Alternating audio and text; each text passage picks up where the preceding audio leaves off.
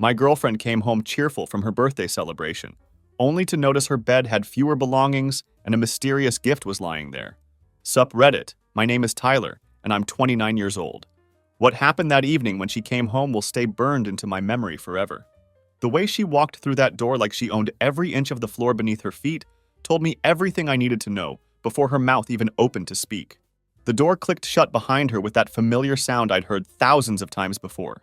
She casually tossed her keys into the ceramic bowl by the wall, the same bowl we'd picked out together at that little pottery shop downtown 3 years ago. There was a soft hum under her breath, some catchy tune that made it seem like she was just returning from an innocent girls' night out. Nothing more, nothing less. Her red heels clicked once, then twice across the hardwood floor we'd refinished together last spring. But here's the first thing that struck me as completely wrong. She didn't call my name. Not Tyler, not even a half-hearted babe like she usually did when she got home late. Just silence, as if she assumed I was either fast asleep or simply not worth bothering with.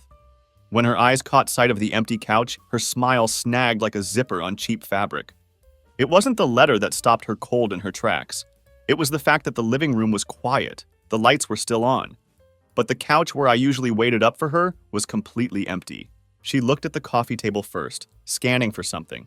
Anything that might explain the unusual scene. Nothing there. Then her gaze slid slowly to the couch cushion, and that's when she saw it. There it was, sitting right in the center like it belonged there. The paper. The only thing in the entire room that was more still and ominous than my absence. She stepped forward with that same practiced grace I used to love watching. The kind that had made me completely stupid and infatuated in the beginning of our relationship. She was wearing that navy dress again.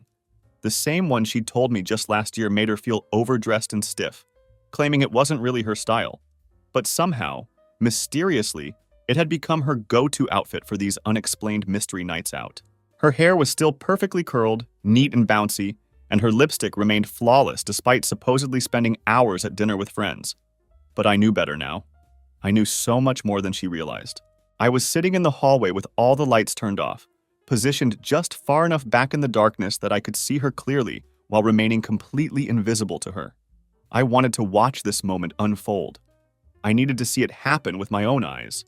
I needed to see her read it, not just the physical paper, but the devastating reality that it represented. The fact that everything was finally, irreversibly over. The paper wasn't some poetic love letter or dramatic manifesto. It wasn't filled with flowery language about broken hearts or betrayed trust.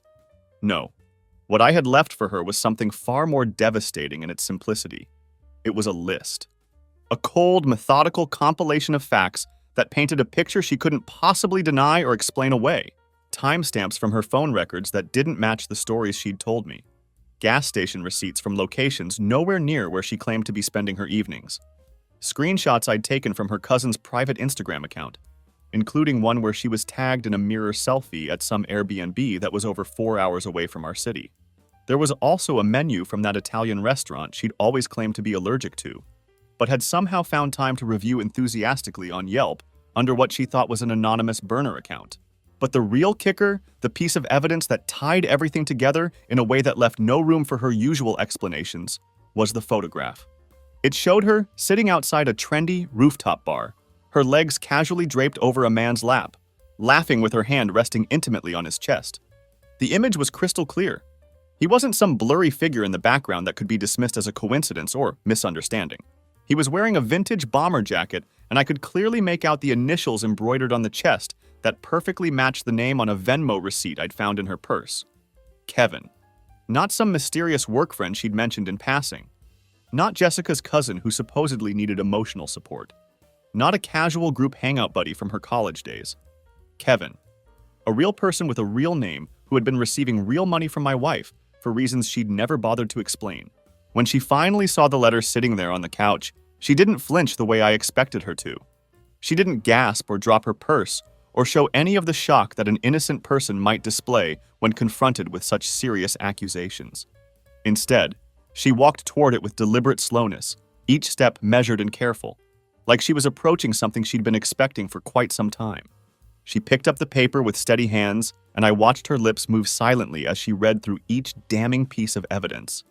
But her face remained eerily still throughout the entire process, completely devoid of the surprise or panic that should have been written all over her features. That's how I knew, with absolute certainty, that she had seen this confrontation coming from miles away. She was ready for this moment because she'd been preparing for it, probably rehearsing her responses and planning her next moves. She didn't ask me why I'd been investigating her or how I'd managed to gather so much information. She didn't cry or beg for forgiveness or try to explain away the evidence. Instead, something much more chilling happened. She laughed. It started as a low, sharp sound, like glass scraping against metal, before growing into something that made my skin crawl. "This is what you've been doing all week," she said, turning toward the shadows where she somehow knew I was hiding. She still couldn't see me clearly, but her eyes landed exactly where I was positioned, as if she could sense my presence in the darkness, digging through receipts and screenshots like some kind of private investigator. Her voice carried a tone I'd never heard from her before. Not defensive, not apologetic, but almost amused. "You think this is some kind of gotcha moment, don't you?" she continued, her words dripping with a condescension that made it clear she thought she was still in control of the situation. I stepped forward, just enough for her to see my face emerge from the shadows, but I didn't say a single word. I wanted to let the silence hang heavy between us, to see what she would do when confronted with the weight of her own actions without any immediate reaction from me to deflect onto. She reached for the water bottle she'd grabbed from somewhere and took a slow, deliberate sip, swallowing as if absolutely nothing significant was happening around her. Then she simply shrugged, like we were discussing something as mundane as what to have for dinner. "Okay, so you know. Great. Now what?" Her voice was flat, almost bored, carrying none of the panic or remorse that any normal person would feel when caught in such an elaborate web of lies. There was no apology forthcoming, no visible panic in her eyes, no desperate attempts to explain herself or beg for forgiveness. Just that blank, sharp tone that told me she had already made complete peace with the damage she had inflicted on our marriage. Hell, if I was being honest with myself, she seemed almost proud of what she'd accomplished. That's when it hit me like a freight train. I had played this entire situation completely wrong from the very beginning. I had thought that catching her in the act would somehow shake something loose inside her, that it would remind her of what she was risking and what we had built together. But I didn't understand the type of person I was actually dealing with, not until that exact moment when everything became crystal clear. Victoria wasn't ashamed of what she'd done. She wasn't sorry about the lies, the betrayal, or the months of deception. She was bored. Bored with me. Bored with our life together. Bored with the very idea of having to pretend she cared about our marriage. "Let me guess," she said, walking past me now as if I were just another piece of furniture in her way. She headed straight toward the bedroom like this was any other ordinary night, like we'd just finished discussing the weather instead of confronting years of systematic betrayal. "You want to talk, right? You want to cry and have some big emotional moment where you ask me what you did wrong." I followed her down the hallway in complete silence, staying calm and composed, even as my world crumbled around me.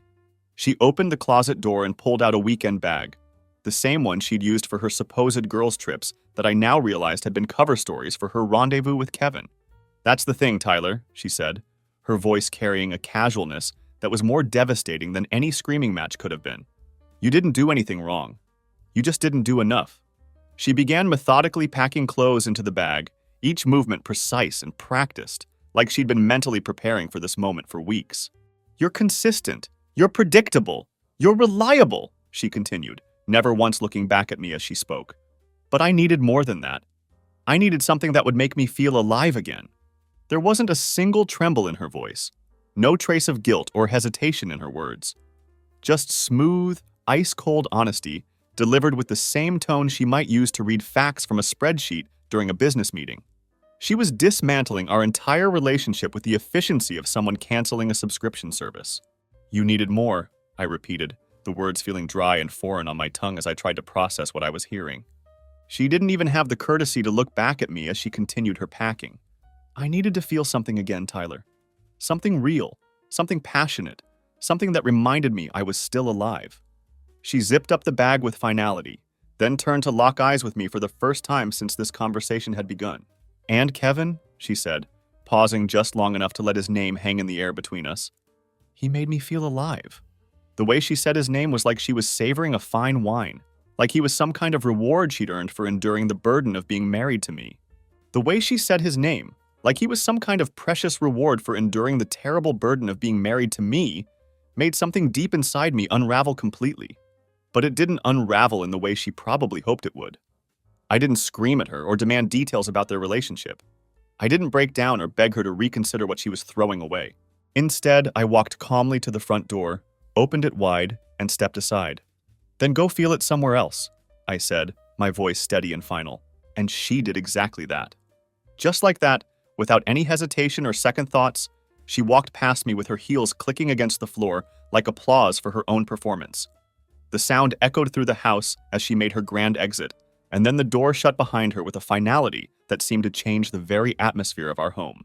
I stood there in the silence of a house I didn't recognize anymore. Everything looked the same furniture, the same pictures on the walls, the same layout we'd lived in for years, but it felt like I was standing in the remains of something that had been completely hollowed out from the inside. I didn't sleep that night, not even for a few minutes. But it wasn't because I was wrecked or sobbing or spiraling into some kind of emotional breakdown. No, the kind of sleeplessness I experienced was sharp and clean, like someone had carefully cracked open my chest and methodically scooped out everything soft and vulnerable, leaving behind only cold clarity. I sat at the dining table for hours, just staring at the chair she always occupied when she was busy lying to me. The same chair she would slouch in while texting Jessica, asking if they wanted to meet at the bar later, when in reality, God, now I finally knew the truth. She was setting up her next elaborate escape route to be with Kevin. The house felt impossibly bigger without her presence, colder and quieter, but not in any kind of peaceful way. This wasn't the comfortable silence of solitude. This was the eerie quiet that follows an explosion, the kind where your ears ring and your own heartbeat sounds distant and foreign, like it doesn't even belong to you anymore. Around 2 o'clock in the morning, my phone suddenly lit up with a notification. Unknown number. The message read, "You didn't have to embarrass her like that." I stared at the screen, trying to process what I was seeing. No name, no profile picture, just those accusatory words glowing in the darkness. Another message came through just seconds later. "You knew, didn't you? You could have just let her go quietly instead of making a scene. Now she's upset, and I just thought you should know. Upset." That single word triggered something inside me that I hadn't expected. I got up from the table, walked over to the window, and looked out into the empty night. I didn't know who Kevin thought he was, texting me like he was somehow the victim in all of this, like I had wronged him by discovering his affair with my wife. The audacity was almost impressive. I didn't respond to his messages. Instead, I blocked the number immediately and then turned my phone off altogether, cutting off any possibility of further contact. I wasn't going to engage with someone who had the nerve to paint himself as the injured party after systematically destroying my marriage. The next morning, I made a decision that felt both necessary and therapeutic. I went out to the garage and pulled out all the old boxes I'd been avoiding. Wedding memorabilia, cards, photographs, and all the other little pieces of what we used to call us that now felt like evidence of an elaborate hoax. I sat on the concrete floor with my legs crossed like a child and methodically sifted through what felt like an emotional minefield. Every smile and every photograph now seemed meaningless. Every handwritten note felt like satire. Every romantic gesture appeared to be nothing more than careful manipulation designed to keep me compliant and unsuspecting. There were notes written in her handwriting that now read like complete satire. "Can't wait to grow old with you," one card proclaimed in her careful cursive. Another one promised, "You're my home," while a third insisted that forever isn't long enough. The irony was so thick I could practically taste it. Funny how forever had turned out to be about 7 years and exactly 5 major lies deep. But there was one card that stopped me completely in my tracks. It wasn't particularly romantic, and it wasn't even what most people would consider sentimental. It was just a simple scrap of paper that had been torn from a notebook and folded in half. On the front, written in her younger, more carefree handwriting, were the words "lunch plans," accompanied by a small smiley face. This card was from our very first year together, back when she used to leave these little notes in my car before I headed off to work. It was such a small gesture, but it had meant everything to me at the time. That particular piece of paper was actually the very first thing she had ever given me, the beginning of what I thought was going to be our beautiful love story. I held that faded note for much longer than I care to admit. Not because I was feeling nostalgic for her, not because I was missing the woman who had just walked out of my life forever, but because I found myself mourning that earlier version of her. The version that hadn't yet decided I was completely disposable. The version that still put effort into making me smile. The version that seemed to genuinely care about my happiness. By noon, I had systematically stripped the house of every trace of her existence. Her drawers were completely empty, her distinctive scent had been aired out of every room, and even the smallest reminders of her presence had been carefully removed. There was one wine glass sitting on the kitchen counter that still held a perfect fingerprint of hers, and I cleaned it with slow, methodical movements, taking my time to completely erase even that tiny remnant of her.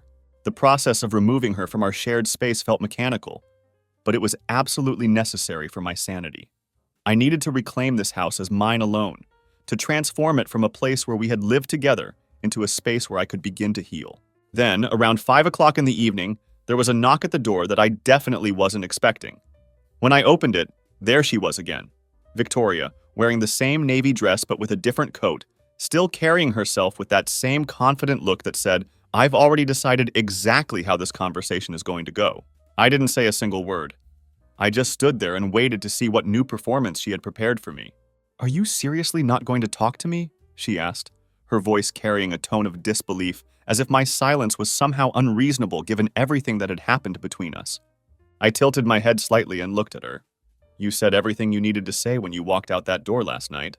She immediately crossed her arms defensively. "You ambushed me, Tyler. You made a scene out of something that could have been handled privately." "You cheated," I replied calmly, stating the simple fact without any emotion attached to it. "Repeatedly. You lied to me constantly for months, maybe longer.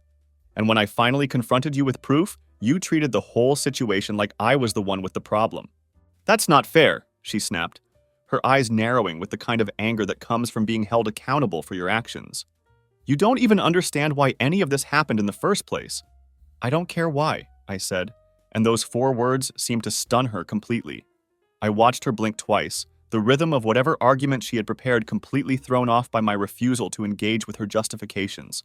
"I'm not here to dissect your justifications, Victoria," I continued, my voice remaining steady and controlled. "You didn't accidentally trip and fall into his lap. You made 100 different conscious choices that led you to that hotel room, to that bar, to that completely separate life you were living behind my back." I could see her trying to process my words, trying to find some angle she could use to regain control of the conversation. "You knew exactly what you were doing every step of the way. You liked doing it, didn't you? You enjoyed the deception, the secrecy, the thrill of getting away with it." She stepped forward, moving closer, as if physical proximity might somehow give her words more impact. "So that's it? 7 years of marriage and you won't even fight for us? You're just going to give up without trying to work through this?" "There's nothing left to fight for," I said without hesitation. "You burned our entire relationship to the ground and then had the audacity to blame me for not bringing a fire extinguisher to put out the flames you started." Her jaw clenched tightly, and I could see the anger building behind her eyes. "You're being completely dramatic about this whole situation." "No," I replied firmly. "I'm being honest. That's something you gave up on a very long time ago." She stood there for a long moment, her arms tightening around herself like she was trying to hold something together that was rapidly falling apart. I could see her searching for something to say, some magic words that would flip the script and put her back in control of the narrative. But for once in our entire relationship, nothing came to her. Not this time. I had successfully taken all the oxygen out of the room, and her usual flames of manipulation had nowhere to go, nothing to feed on. She was used to being able to twist situations to her advantage, to make me feel like I was the unreasonable one, but I wasn't giving her any material to work with. Eventually, after what felt like an eternity of silence, she said, "You'll regret this decision, Tyler. You'll regret throwing away everything we built together." I nodded slowly, considering her words. Maybe I will regret it someday, but at least I'll regret it alone, and not while pretending to love someone who had already left me in her heart months ago. The truth of that statement seemed to hit her harder than anything else I'd said. She had no comeback, no clever retort, no way to spin my words back at me. For the first time since this whole nightmare began, Victoria was completely speechless.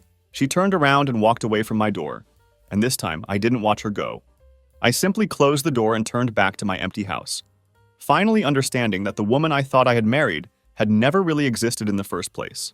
The day after she left for what I knew would be the second and final time, I didn't speak to a single person. Not even my brother, who had texted me a casual, "You good?" after apparently noticing that Victoria had unfollowed me on every social media platform we'd shared. I couldn't answer his question because I honestly didn't know if I was good or not. There was this strange, dull fog hanging over everything in my life, like the house itself had somehow shifted into a different version of reality where sound just didn't travel the way it was supposed to. It felt like the walls were absorbing every noise and giving nothing back, creating an almost suffocating silence. But even in the midst of that unsettling stillness, questions started creeping into my mind.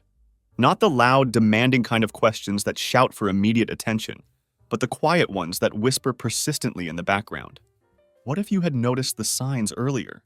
What if you had said something the first time she started working late every single Thursday? What if you hadn't believed her story when she claimed Jessica didn't feel like celebrating her birthday that year? That last question hit me especially hard because I remembered that night with painful clarity. The supposed birthday party that she had come home from with glitter mysteriously scattered across her collarbone and her hair styled completely differently than when she had left the house. I remember asking her how the party was when she finally came home that night, and she just shrugged with practiced indifference. She claimed it was just okay, and said that Jessica had been in some kind of weird mood all evening. According to Victoria, they had decided to leave early because the atmosphere was so uncomfortable. But here's the thing that should have shattered my illusions right then and there. She didn't actually come home early. Not even close. I remember she had a small scratch on her neck that looked fresh, and when I asked her about it, she casually explained that it was from Jessica's dog getting a little too playful. The problem with that explanation? Jessica doesn't have a dog. She never has. That should have been the moment when everything clicked into place. That should have broken through all my willful ignorance and forced me to confront the reality of what was happening. But instead, I kissed her cheek, told her to go take a hot shower and get some rest, and I believed every single word she said. And that's what I found myself hating more than anything else as I sat alone in that silent house. Not the betrayal itself, not the cruel way she had dismissed our marriage, not even Kevin's smug little text messages. What I hated most was the way I had consistently defended her in my own mind, the way I had automatically filled in all her blank spots and inconsistencies with kindness and benefit of the doubt that she had never earned and certainly didn't deserve. That night, I sat down at the kitchen table and started writing a list. I didn't really know why I was doing it at first, but I titled it "Things I Ignored" and began documenting all the warning signs I had willfully overlooked. The list grew disturbingly fast as memories came flooding back. She had started turning her phone face down on the table every single night during dinner. She began working late more frequently, but never brought home any extra money to show for those additional hours. She would visibly flinch whenever I asked simple, innocent questions like, "Where were you?" or "How was your day?" There was her sudden interest in expensive lingerie that she never seemed to wear for me. The way her entire face would light up with genuine excitement when her phone buzzed with notifications, only to go completely blank and emotionless the moment she noticed me watching her reaction. She had also developed a habit of getting dressed up in her nicest outfits just to run simple errands like grocery shopping or going to the pharmacy. When I think back on it now, none of these things were normal behavior for someone in a committed relationship. I wasn't making any of this up or imagining patterns that didn't exist. I was finally allowing myself to unbury all the evidence that had been accumulating for months, maybe even longer. The signs had been there all along. I had just been too trusting, too willing to give her the benefit of the doubt, too eager to believe her explanations no matter how flimsy they were. But the real pivot point, the moment when everything truly snapped into crystal clear focus, came 3 days later when I received an unexpected package at my front door. There was no return address, no indication of who might have sent it.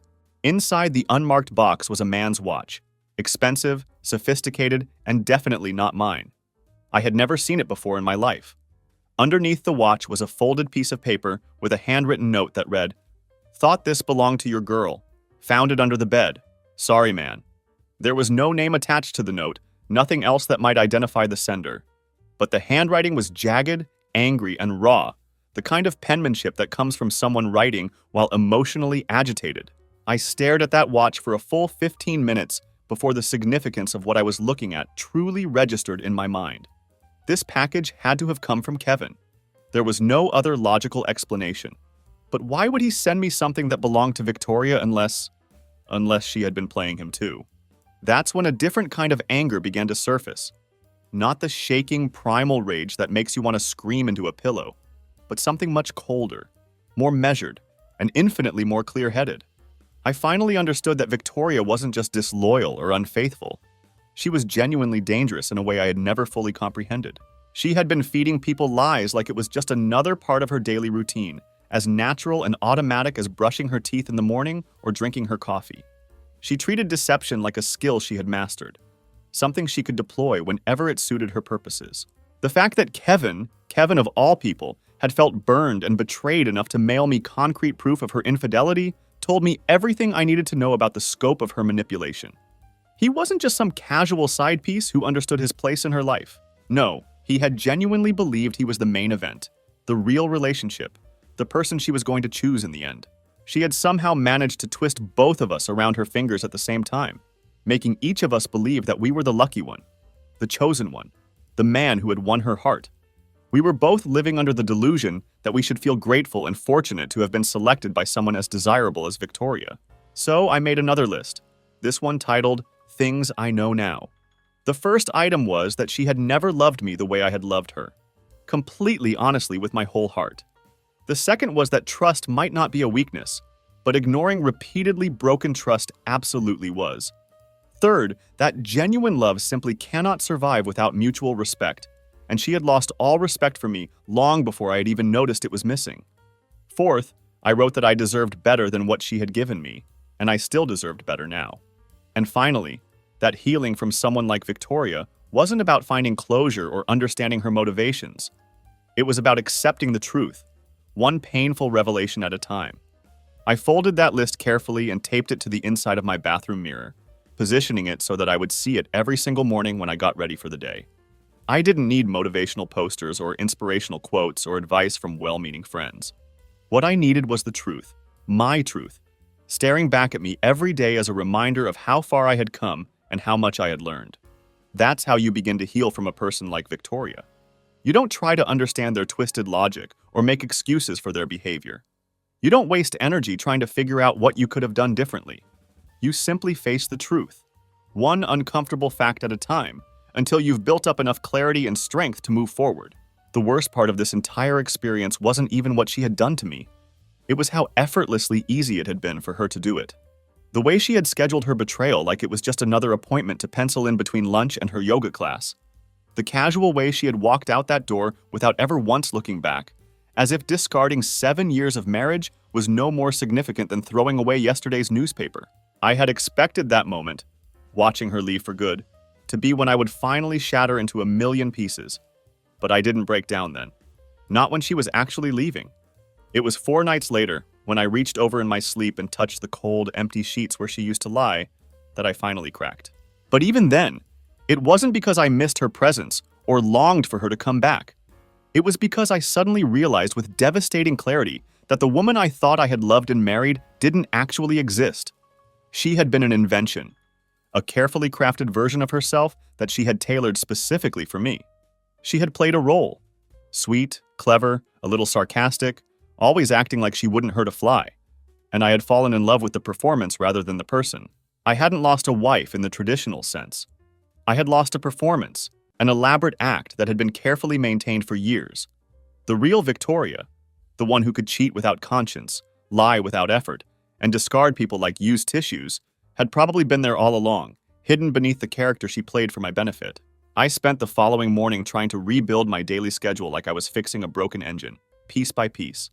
I forced myself to get up at a reasonable hour, brush my teeth, and go for a run around the neighborhood. I came home and ate scrambled eggs with burnt toast, then sat on the couch staring at the blank television screen, like it might somehow tell me what I was supposed to do next with my life. Then came another unexpected knock at the door. I wasn't expecting anyone, and for a moment I stood there frozen, unsure if I should even bother opening it. When I finally did, there she was again. Victoria, but this time she looked completely different.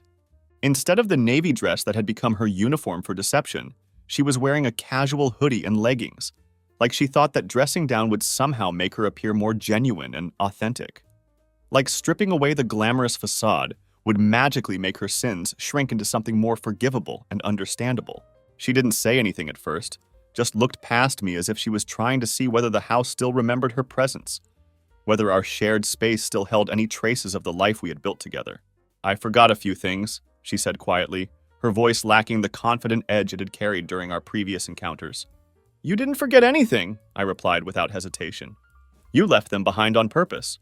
Her jaw clenched visibly, and I could see her struggling to maintain the softer persona she was trying to project. "Tyler, don't make this harder than it has to be." "Harder for who?" I asked, and that simple question seemed to catch her off guard completely.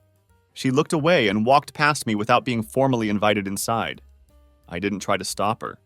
I just watched with detached curiosity as she moved through the house like a ghost, revisiting scenes from her former life. She went straight to the bedroom and retrieved a jacket from the very back of the closet, one I had forgotten she even owned. Then she opened a drawer and took out 2 bracelets and a bottle of expensive lotion.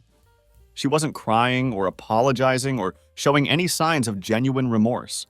She was simply gathering her remaining possessions with the mechanical efficiency of someone cleaning out a storage unit. "You're being very quiet," she observed as she moved around the room, collecting the last remnants of her presence in our home. "What's left to say?" I responded honestly. She shrugged and then leaned against the dresser, trying to look casual and relaxed, but I could see her fingers twitching nervously. "I thought maybe after a few days to cool off, you'd calm down and we could talk about this like adults." That sentence hit me like a physical blow. Is that what this was for you? Just a tantrum that I'd eventually get over? I stepped forward slowly, my voice remaining steady despite the anger building inside me. "You thought you could show up here, say a few soft words, and I'd take you back just because we have history together?" She met my eyes directly, and for a brief second I thought she might finally break down and show some genuine emotion. But instead, her face shifted back into that same cold confidence I had seen before. "Most guys would," she said, with a slight curl to her lips. "They'd forgive me eventually. They always do." That last sentence hit me harder than anything else she had said throughout this entire ordeal. In that moment, I realized with startling clarity that I wasn't the first man she had done this to. Not the first she had cheated on. Not the first she had manipulated and deceived, and quite possibly not even the first husband she had systematically destroyed with her lies. "You don't love anyone," I said, the words coming out with a calm certainty that surprised even me. "You only love the way people look at you when they think you're someone you're not." She rolled her eyes with practiced dismissiveness. "You sound so self-righteous, Tyler. You're acting like I'm some kind of evil person or something." I shook my head slowly. "Not evil, just empty." That word hit its target. I could see it in the way she froze completely, the way her casual facade cracked just slightly around the edges. "You're not here for closure," I continued, pressing the advantage while I had it. "You're here because things didn't work out with Kevin the way you expected them to. And now you're circling back, testing the waters, seeing if I'm still soft enough to take you back." The silence that followed was deafening. For the first time in our entire relationship, Victoria had absolutely no comeback ready. No clever retort, no way to spin the conversation back in her favor. "I'm not," I said firmly. "Not anymore." For the first time since this nightmare began, she genuinely looked smaller. Not sad, not repentant, just completely exposed and vulnerable in a way that revealed exactly who she really was underneath all the manipulation. She zipped up her bag with sharp, angry movements. "You'll regret not forgiving me," she said, her voice quieter now, but still carrying that edge of entitlement that suggested she believed she deserved my forgiveness regardless of what she had done. "No," I replied without hesitation. "I regret ignoring my instincts for so long. I regret thinking that someone like you could actually change or grow or become a better person. But you'll regret thinking you could always come back whenever it was convenient for you." She walked toward the door with the defeated posture of someone who had finally run out of tricks and manipulations. Right before she stepped outside, I said one last thing that I knew would stay with her. "Tell Kevin I said thanks for the watch." Her spine stiffened visibly, and I could see her shoulders tense with the realization that I knew far more about her web of lies than she had ever suspected. Then she left for what I knew would be the final time. The sound of the door clicking shut behind her didn't feel like an ending anymore. It sounded like freedom. The silence that filled the house after her departure wasn't the empty, hollow quiet I had been dreading. It felt earned, like something I had fought for and won. It didn't feel like loss. It felt like detox, like my home was finally able to breathe again after months of being poisoned by her presence. 4 entire days passed without any contact. No unexpected knocks at the door, no manipulative text messages, no mysterious packages delivered by her other victims. The house started breathing differently during those quiet days, and more importantly, I started breathing differently too. That space where her toxic presence used to live was finally, truly clean. She was gone from my life, and in her place was something I hadn't felt in years. Crystal clear clarity. Cold, steady, unshakable clarity about who she really was and what our relationship had actually been. But life, as always, doesn't just allow you to heal in peace without throwing a few more curveballs your way. On the 6th day of my newfound freedom, I received a phone call from an unknown number. I didn't pick it up, letting it go straight to voicemail instead. Later that evening, while I was standing in the kitchen eating a simple bowl of cereal, I played the message back with my thumb hovering over the delete button.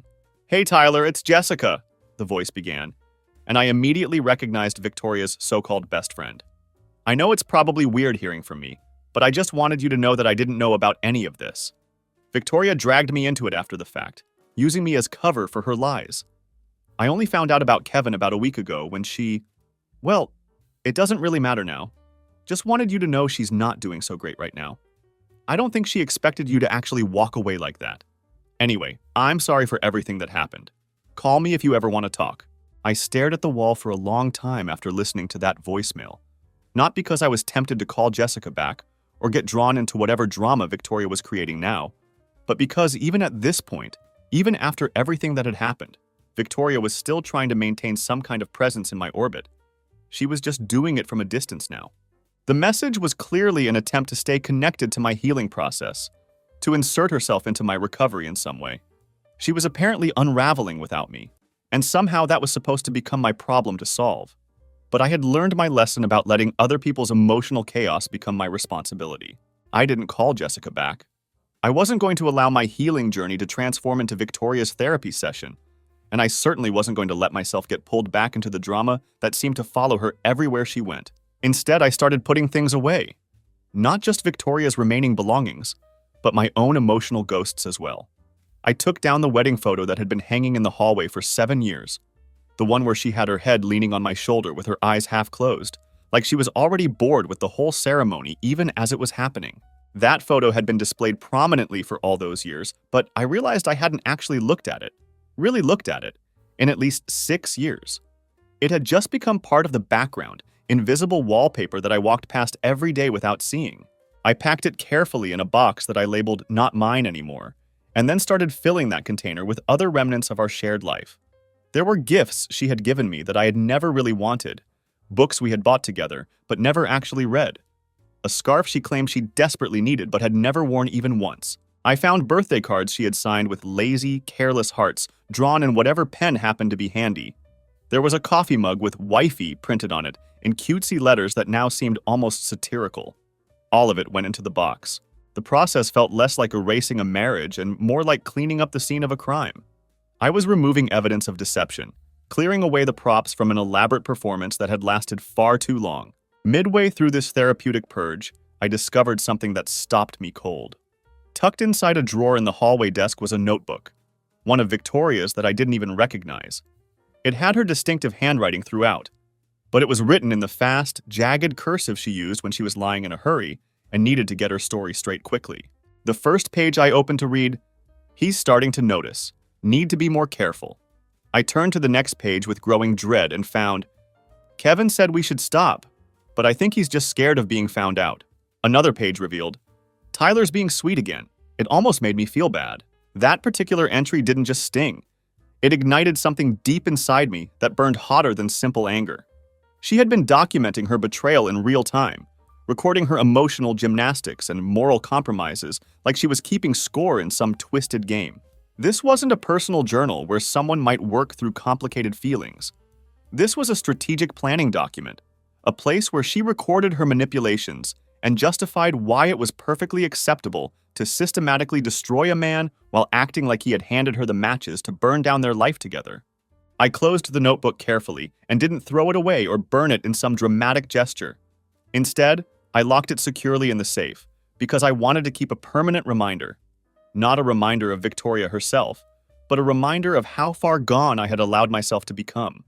How completely I had let someone like her convince me that I was lucky to have her in my life. Maybe someday, if another unsuspecting man comes around asking questions about what she was really like, I'll hand him that notebook and let her own words do all the talking. It wouldn't be revenge. It would be preservation.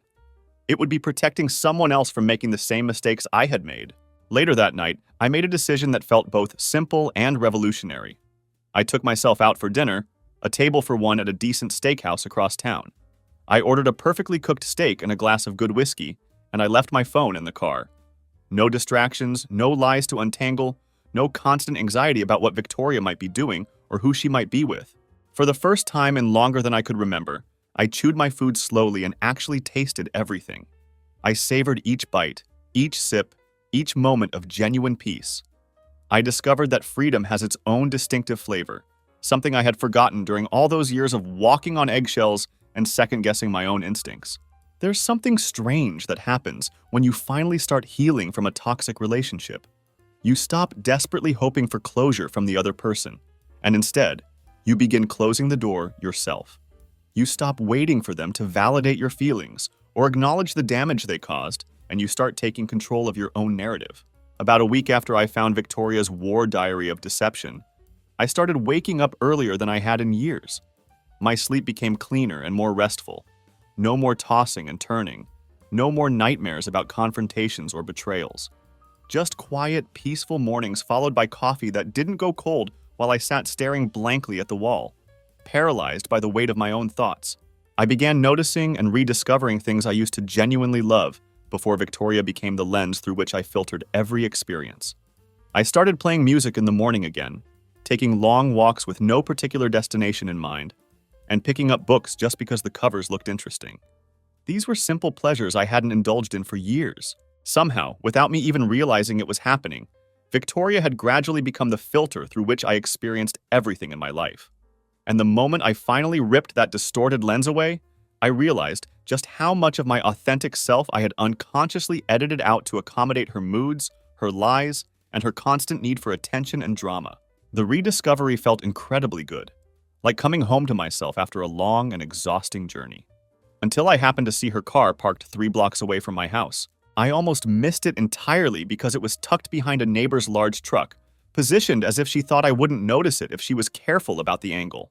But I did notice, and that familiar vehicle sat there for a full hour, unmoving and ominous. I didn't go outside to confront her. I didn't call her phone or try to figure out what she was doing. I just stood behind my living room curtain and watched the unmistakable shape of her silhouette inside the car, completely motionless, like she was conducting some kind of surveillance operation. She was watching my house, studying my routine, waiting for something, though I couldn't imagine what she hoped to accomplish. She didn't knock on my door or try to approach the house directly. She just lurked there in the shadows, like some kind of predator, waiting for the right moment to strike. Part of me wondered if she was hoping I would eventually come outside and notice her, maybe walk up to her car window and ask if she was okay. Perhaps she imagined I might invite her inside like nothing had happened, like she hadn't systematically destroyed our marriage with a smile on her face. But I didn't move from my position behind the curtain, and eventually she drove away into the gathering darkness. I thought that would be the end of her pathetic attempts to insert herself back into my life. I was wrong. 3 days later, my HR representative at work pulled me aside with a concerned expression on her face. "We received a very strange email from a woman claiming to be your spouse," she said cautiously, clearly trying to navigate what she assumed was a delicate personal situation. "She sent some personal materials and screenshots that suggested you might be emotionally unstable or potentially aggressive. She seemed to think you might need to take some personal time off to deal with your issues." I felt my blood turn to ice as the implications of what she was telling me sank in. What exactly did she send you? My HR representative handed me a manila folder with a sympathetic but professional expression. Inside were carefully edited text message screenshots that had been cropped and manipulated to make it appear as though I was the one who had been losing control throughout our relationship. One of the messages I remembered very clearly from our final confrontation. I had asked her, "How many nights have you lied to my face?" It was a reasonable question from a husband who had just discovered months of systematic deception. But Victoria had cropped out all the context, the evidence of her affair, the lies she had been caught in, the reason I was asking the question in the first place. Now it just looked like an unprovoked threat from an unstable, potentially dangerous man. Victoria was actively trying to sabotage my job, my reputation, and my livelihood. She was attempting to destroy the one stable thing I had left in my life after she had already destroyed our marriage. I took a deep breath and looked my HR representative in the eye. "That's my ex-wife," I said calmly. "We're currently in the middle of a very complicated separation. None of what she sent you represents the full context of our situation, and I can provide complete documentation of everything if it becomes necessary." My HR rep nodded with understanding. "You don't have to prove anything to us right now, but I wanted you to be aware of what was happening so you could be prepared. This kind of situation can get very messy very quickly if it escalates." Messy. The word echoed in my mind as I left work early that day. It was already messy, far messier than I had ever imagined it could become. Victoria wasn't content to simply leave our marriage in ruins. She wanted to salt the earth behind her, to make sure I couldn't rebuild or move forward without her shadow hanging over everything I tried to accomplish. I went home and immediately pulled the notebook out of the safe. I photographed the worst pages, her confessions, her documentation of the affairs, her cold analysis of how to manipulate me more effectively. I wasn't doing this for revenge. I was creating insurance against whatever other attacks she might launch against me. I documented everything methodically, creating a password-protected digital folder that I titled Reality. It contained screenshots, photos, dates, times, and a comprehensive timeline of her deception. If she wanted to play games with my livelihood and reputation, I would make sure I had the truth readily available to defend myself. Then I did what I had been putting off for weeks because some part of me had still hoped this could all be resolved quietly and civilly. I called a lawyer. Not just any lawyer, but my lawyer. The same one who had handled my cousin's messy divorce when his wife had tried to clean out their joint accounts while he was hospitalized after a car accident. I told him everything over the phone. The systematic cheating, the notebook full of manipulative strategies, the surveillance of my house, the attempt to sabotage my employment. He listened in complete silence, taking notes, asking clarifying questions when necessary. When I finished my account, he was quiet for a long moment before speaking. "We'll draft everything tonight," he said with professional calm. "You'll file the papers on Tuesday morning. If she wants to escalate this into a war, we'll give her a legal battle she won't see coming and definitely won't be prepared for." But I didn't want a war. I had never wanted conflict or drama or legal battles. All I had ever wanted was peace, honesty, and the simple dignity of being able to trust the person I shared my life with. That's why I chose a different path forward, one that felt more true to who I really was underneath all the anger and hurt.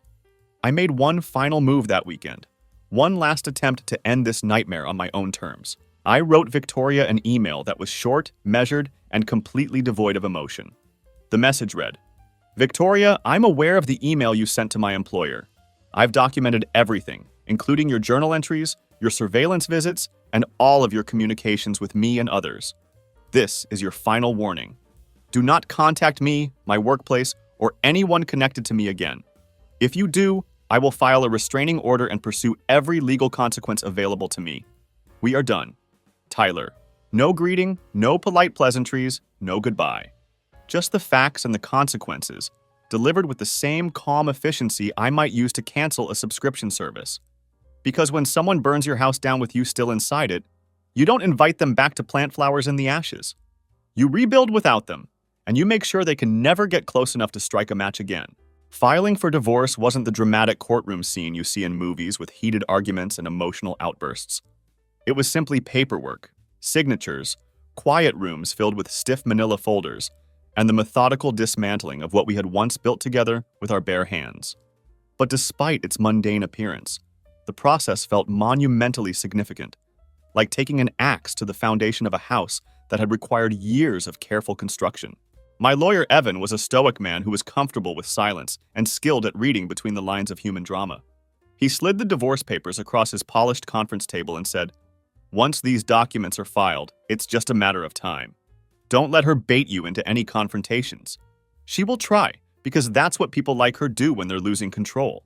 I asked him what he meant by bait me, and he looked at me with the weary expression of a mechanic explaining basic car maintenance to someone who had never changed their own oil. "She'll start poking at you, trying to pull some kind of emotional reaction out of you," he explained patiently. "If she can't win this battle in court, she'll try to win it inside your head by making you do something stupid or desperate. The key is to remain completely unresponsive to her provocations. He wasn't wrong about her tactics. The next 4 days brought a relentless barrage of attempted manipulation that would have impressed me with its creativity if it hadn't been so pathetically transparent. First came an email with the subject line, "We need to talk like adults." I didn't even open it before deleting it entirely. Then a text message that read, "So this is who you are now? Hiding behind lawyers instead of having an honest conversation?" I didn't respond to that either. Next came 2 voicemails that perfectly illustrated the emotional whiplash she was trying to create. The first one was soft and vulnerable.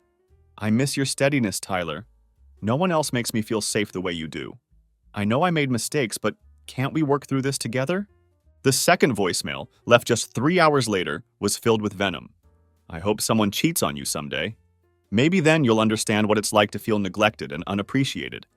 Maybe then you'll realize how you drove me to this." I deleted both messages without listening to them completely, because by that point I understood exactly what she was doing. I understood how someone could look you directly in the eyes while secretly mapping out their escape route behind your back. I understood what it felt like to share a bed with a stranger who studied your weaknesses like they were learning a foreign language. Most importantly, I understood that people like Victoria only feel truly powerful when they're in the process of breaking something pure and innocent. So I stayed completely quiet, maintaining the kind of silence that drives manipulative people absolutely insane. I went to the gym and ran longer distances than I had in years. I lifted heavier weights, ate healthier food, and stopped drinking alcohol entirely.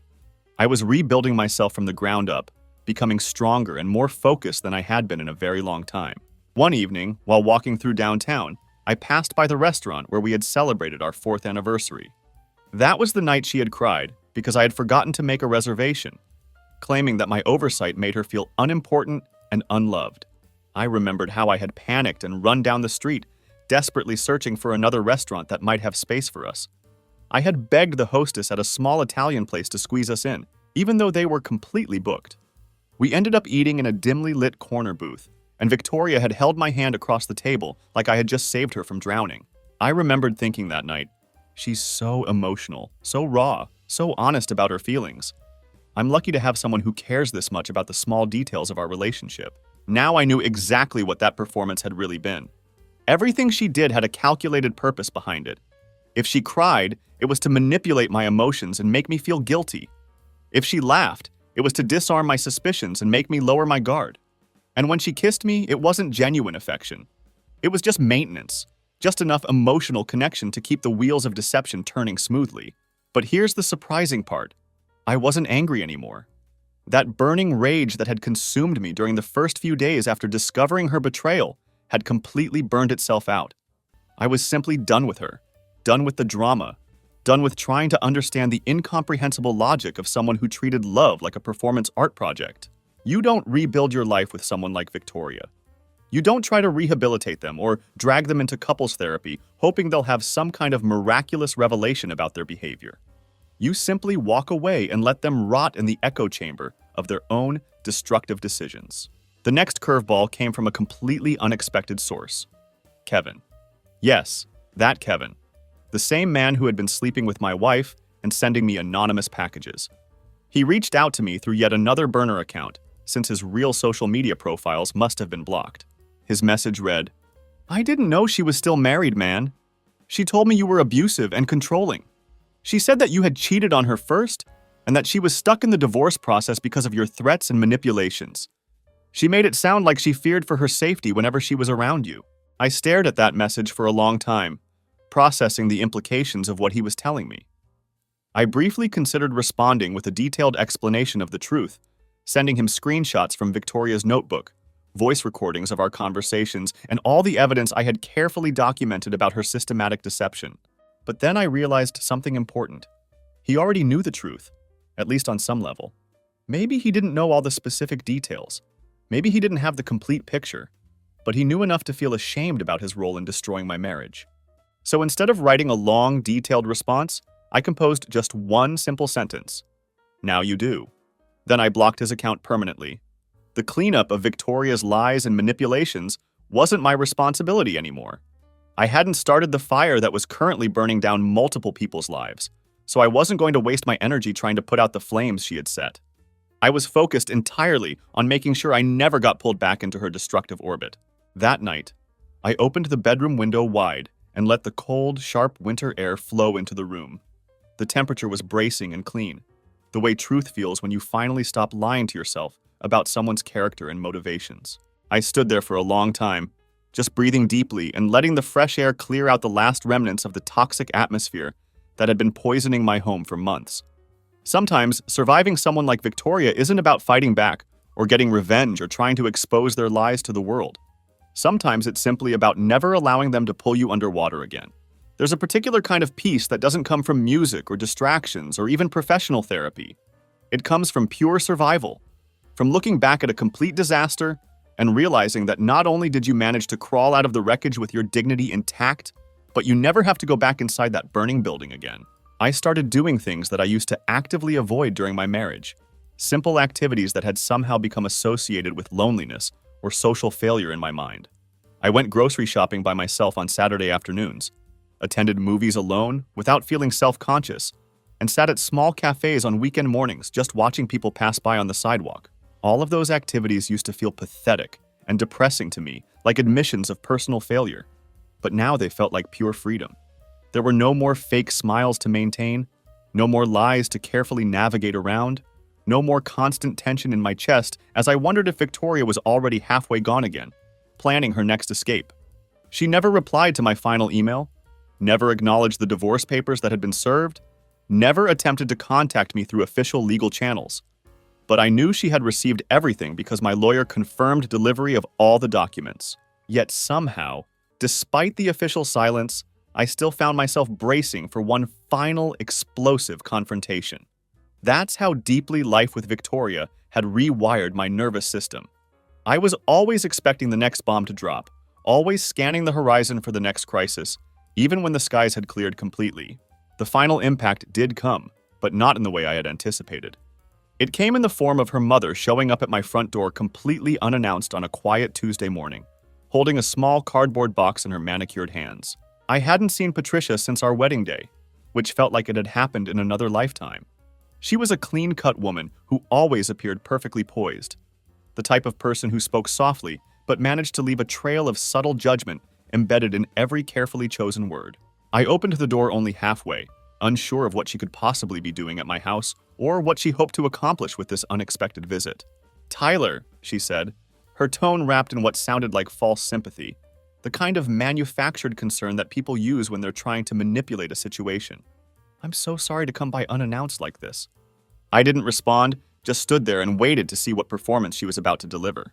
"Victoria asked me to return some of your personal belongings," Patricia continued, lifting the small box as if it contained something precious and meaningful. "She thought you might want closure, and she wasn't sure if you'd accept them directly from her." Closure. There was that manipulative word again. Like everyone in Victoria's family had been assigned specific roles to play in her elaborate redemption fantasy. They all seemed to believe that if they used the right therapeutic language and struck the proper sympathetic tone, they could somehow rewrite the narrative of what had actually happened. I stepped aside and let Patricia into my house, not because I wanted to hear what she had to say, but because I was curious to see what Victoria's version of closure looked like from her perspective. The box contained a chaotic mess of random objects. A hoodie I hadn't seen in at least 3 years, a photo strip from some wedding we had attended in Nevada that I barely remembered, and one of my cufflinks that I had assumed was lost forever, still stained with red wine from our 6th anniversary dinner. Most surprisingly, there was a love letter written in my own handwriting, folded into perfect quarters. She had kept my romantic words while tossing aside everything else that represented our actual relationship. It was almost poetic in its selfishness. Patricia didn't sit down, just hovered nearby and watched me go through the contents like she was expecting some kind of emotional breakdown or grateful tears. "I know this situation hasn't been easy for anyone involved," she offered in that same artificially sympathetic tone. "But Victoria is really struggling right now.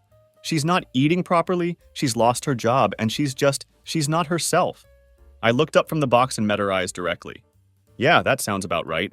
Patricia blinked, clearly not expecting such a calm, dismissive response. "She's lost weight, she can't sleep, and she keeps saying she still loves you." I actually laughed. Just once, sharp and short like a bark. "She says a lot of things, Patricia." Her face twitched with irritation. as if she wasn't accustomed to being dismissed so casually by someone she considered beneath her social status.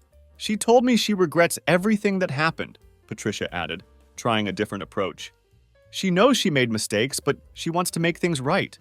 No, I said firmly. She regrets losing. She regrets getting caught red-handed. She regrets that I didn't come crawling back to her like some pathetic echo of my former self, begging for another chance to be lied to. You've always been so dramatic, Tyler, Patricia said. And there it was, the real person underneath the fake sympathy. She couldn't maintain her compassionate facade for very long. I walked to the front door and opened it wide, making it clear that this conversation was over.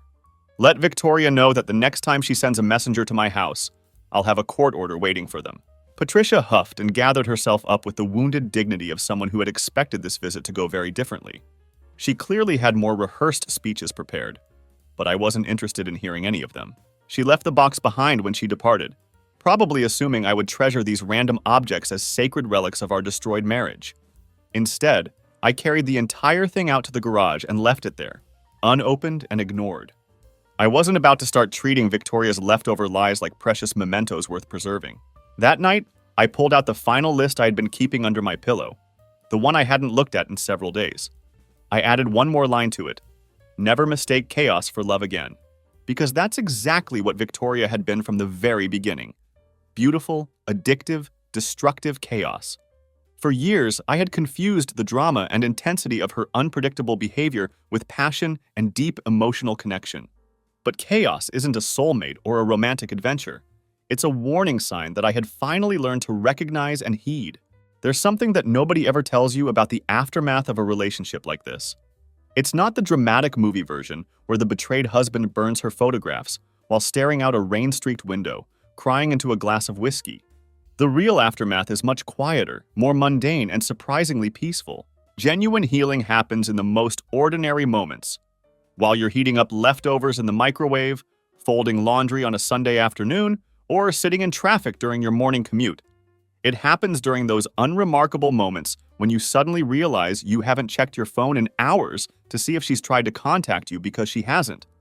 And more importantly, because you finally made it completely clear that you are not a revolving door she can walk through whenever it's convenient for her. The divorce was almost completely finalized by the time Victoria's silence transformed into what I could only describe as desperation. One final email appeared in my inbox, with no subject line and no greeting, just raw, unfiltered blame disguised as self-reflection. You made me into this, the message began. You drove me to seek affection elsewhere. You should have noticed that I was slipping away emotionally. You should have fought harder for our relationship, but you never did. You never chased after me when I was pulling away. That's what really broke us, your unwillingness to fight for what we had. I read the entire message exactly once, didn't even pause to consider her twisted logic, and then deleted it permanently. There was no anger left in my system, no desire to respond or defend myself. There was only distance, clean, healthy, protective distance. Distance, I had learned, is the greatest weapon you can have against someone who feeds on emotional reactions. For someone like Victoria, silence is like dropping a heavy curtain on a stage she thinks she still owns and controls. But her show had been canceled months ago. She just hadn't gotten the memo yet. A few nights later, I ran into an old friend from college while browsing through a bookstore downtown. Nathan was there with his wife and 2 young kids, and he looked genuinely happy in that relaxed, comfortable way that comes from living an honest life with people who actually care about you. He hadn't heard about my situation, so he naturally asked how Victoria was doing. I gave him the abbreviated version. We're done. She stepped out, I stepped away. It's over. Nathan nodded slowly and didn't press for details, which I appreciated. Then he said something that stuck with me for days afterward. You look lighter, man. Like you finally exhaled after holding your breath for years. He was absolutely right, though I hadn't noticed the change until he pointed it out. I had been walking taller, laughing more easily, and holding eye contact longer during conversations. I wasn't dragging Victoria's emotional weight behind me anymore, like some kind of invisible anchor. That night, I walked through the city a little longer than usual, letting the streetlights buzz around me as I watched couples hold hands on the sidewalk. For the first time in months, I didn't feel bitterness or cynicism when I saw other people's happiness. I just felt peaceful, like I had finally found my way back to solid ground. At one point during my walk, I stopped in front of a bridal shop's window display. Mannequins in elaborate white gowns, glittering engagement rings, and all the traditional symbols of romantic commitment were arranged behind the glass like props in a fairy tale. I didn't flinch or feel any pang of loss when I looked at those symbols, because I understood now that love isn't really about the photograph on the mantelpiece, the anniversary dinner at an expensive restaurant, or the perfect Instagram post that makes your friends jealous. Real love exists in the quiet moments, in the daily choice to be loyal and honest, in the safety that comes from knowing you can trust someone completely. What Victoria had given me wasn't love at all. It was a carefully choreographed performance, an elaborate audition for a role she never intended to play long-term. She had wanted the applause and attention that comes with being seen as someone's beloved. But when that applause started to fade, she went looking for a bigger stage and a fresh audience. Let her continue that pattern. Let her chase the spotlight until it burns her skin raw. Let her recite the same practiced lies to fresh ears who haven't learned to recognize her manipulations yet. Let her call whatever she's doing love, if it helps her sleep at night. Let her paint me as the villain in her story if that's what she needs to maintain her delusions about herself. The truth is, I wasn't playing that role anymore. I had walked off her stage permanently, and the best part about my newfound freedom was that I hadn't become bitter or cynical in the process. I had become bulletproof. It's remarkable how healing doesn't arrive all at once like some dramatic revelation. Instead, it sneaks up on you during the most ordinary moments of daily life. You're standing at a gas station pumping fuel, and suddenly realize you haven't thought about her in 3 entire days. You find one of her forgotten necklaces wedged behind a drawer, and discover that you don't feel anything at all. No anger, no sadness, no nostalgia for what you thought you had. You hear someone laugh in a coffee shop in a way that sounds almost exactly like hers. And instead of flinching or feeling that familiar stab of pain, you just keep walking without breaking stride. The healing doesn't feel like revenge or justice being served. It feels like release, like someone finally unlocked the chains you didn't even realize were wrapped around your chest. It feels like coming back to life after spending months holding your breath underwater. The divorce was officially finalized on a Wednesday afternoon. My lawyer called to inform me that everything had been signed, processed, and completed through the court system. That was it. 7 years of marriage dissolved with a signature and a file transfer number. There were no dramatic courtroom confrontations, no last-minute emotional speeches, no tearful reconciliations. Just a legal ending with no applause, no music, no dramatic lighting. Simply 2 people who had once promised to love each other forever officially acknowledging that forever had expired. I didn't cry when I received that phone call. I didn't celebrate with champagne or call my friends to share the news. I just sat down on my front porch with a cup of coffee in my hands and let the afternoon wind blow over me like it had something important to say. It was the most genuinely free I had felt in over a decade. Not the false freedom that comes from rebellion or escape, but the deep, peaceful freedom that comes from finally telling the truth about your life and refusing to accept anything less than what you deserve. 3 weeks after the divorce was finalized, I received what I knew would be the very last message I would ever get from Victoria. It was an email with no attachments, no lengthy explanations, no attempts at manipulation. Just 6 simple words. Do you ever miss me? I stared at that question for a long time, not because I didn't know the answer, but because I knew it so clearly that it almost surprised me. I started to type a lengthy response explaining all the reasons why I didn't miss her, then stopped and deleted everything I had written. Then I typed again, crafted a more diplomatic response that might leave the door open for some kind of future communication, and deleted that as well. Finally, I just wrote one word. No, and I hit send without hesitation. I didn't need to explain myself to her anymore. I didn't need to justify my feelings or help her understand why I had moved on so completely. Explanations are for people who are still desperately hoping to be understood by someone whose opinion no longer matters. I didn't need Victoria to get it, or accept my decision, or validate my choice to rebuild my life without her. I had already gotten it myself, and that was more than enough. The past doesn't get to rewrite itself through email. She had made her choices during our marriage, and I had made mine after discovering the truth. Now we both had to live with the consequences of those decisions, separately and permanently. Now I sit here writing this story. Not because I desperately need comfort or validation from strangers, and not because I'm looking for advice on how to handle my situation. I'm sharing this because maybe, just maybe, someone else reading these words is currently sitting in their own darkness, holding their own version of Victoria's lies and manipulations. Maybe there's someone out there who is wondering if they're going crazy, questioning whether they're overreacting to obvious red flags, or considering whether they should just let everything slide to keep the peace in their relationship. Maybe someone is reading this while making excuses for a partner who treats loyalty like it's a special gift that hasn't been earned yet. If that's you, please listen to me. Don't let someone twist you into a version of yourself that you don't even recognize when you look in the mirror. Don't shrink your authentic self to make room for a person who only ever saw you as a convenient reflection of their own ego. Don't accept half-hearted love from someone who reserves their genuine loyalty and respect like it's some kind of precious resource that you have to constantly prove you deserve. I learned this lesson the hard way, through months of gaslighting, manipulation, and systematic betrayal. But you don't have to repeat my mistakes. Real love isn't supposed to confuse you or leave you constantly questioning your own instincts. Love isn't supposed to come with disclaimers, ultimatums, or secrets that are disguised as healthy boundaries. Love isn't supposed to require you to turn yourself into a detective, gathering evidence of your partner's faithfulness like you're building a legal case. When love is genuine and healthy, it's simple, quiet, honest, and strong. It doesn't require you to perform or compete for attention. It doesn't leave you walking on eggshells, afraid that one wrong word might trigger another crisis or disappearance. Victoria was none of those things. She was complicated where love should be simple, loud where it should be peaceful, deceptive where it should be transparent, and weak where it should provide strength and security. And here's what I want you to understand. I don't hate her anymore. I don't wish her harm or fantasize about revenge. I don't spend my evenings dreaming up ways to expose her lies or destroy her reputation. I simply hope that she never gets the opportunity to fool another decent man the way she fooled me for so many years. Because heartbreak doesn't always sound like screaming or breaking dishes or dramatic confrontations. Sometimes it sounds like a quiet man walking out of a house with nothing in his hands, but everything that truly matters in his heart.